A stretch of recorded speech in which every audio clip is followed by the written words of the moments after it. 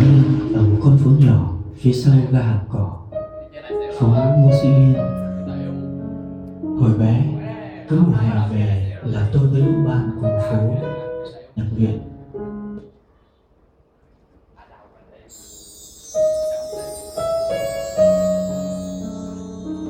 Toilet giống không ạ?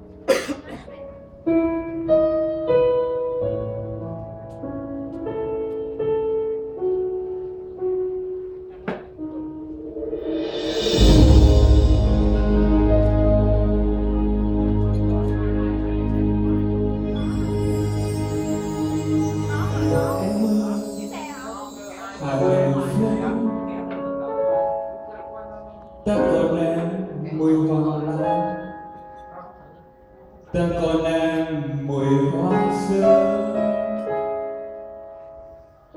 Con đường vắng vì ra cơn mưa, ai đó chờ ai tóc xõa vai mềm.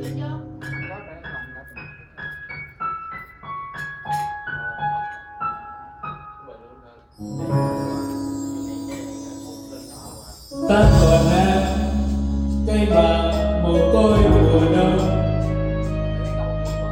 ta còn em nóc phố mồ côi mùa đông, mảnh trăng mồ côi mùa đông. Mùa đông năm ấy tiếng chiêng cầm trong căn nhà đường, tan lên chiều sao còn vòng tiếng chuông ngân. Ta còn em một màu xanh rơi rơi, một chiều vai tóc em bay trời nhòa trời hiền. Người nghệ sĩ lang thang hoài trên phố, bỗng thấy mình chẳng nhớ nổi một con đường. Ta còn em hàng phố cũ leo phong, và từng mái ngói sương nghiêng nào nào kỷ niệm. Chiều hồ tây lao sao hoài con sóng, chợt hoàng hôn về từ bao giờ.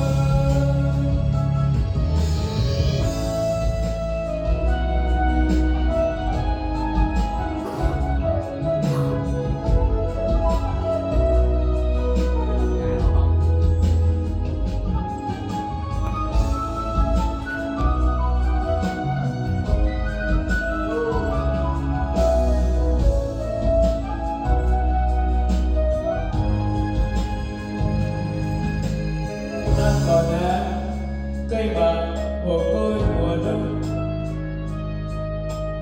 ta còn em nóc phố mồ côi mùa đông, mảnh trăng mồ côi mùa đông. Mùa đông năm ấy tiếng chiêng cầm trong căn nhà đường, tan lên chiều sao còn vòng tiếng chuông ngân. Ta còn em một màu xanh rơi rơi, một chiều vai tóc em bay trời nhòa trời hiền. Người nghệ sĩ lang thang hoài trên phố,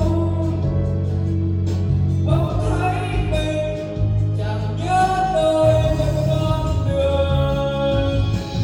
Ta còn em hàng phố cũ đeo phong, và từng mái ngói sương nghiêng nào nào kỷ niệm. Chiều hồ tây lao sao hoài con sóng, chợt hoàng hôn về từ bao giờ.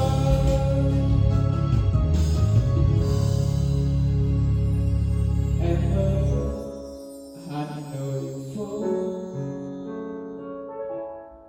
ta còn em mùi hoa lan, ta còn em mùi hoa sữa.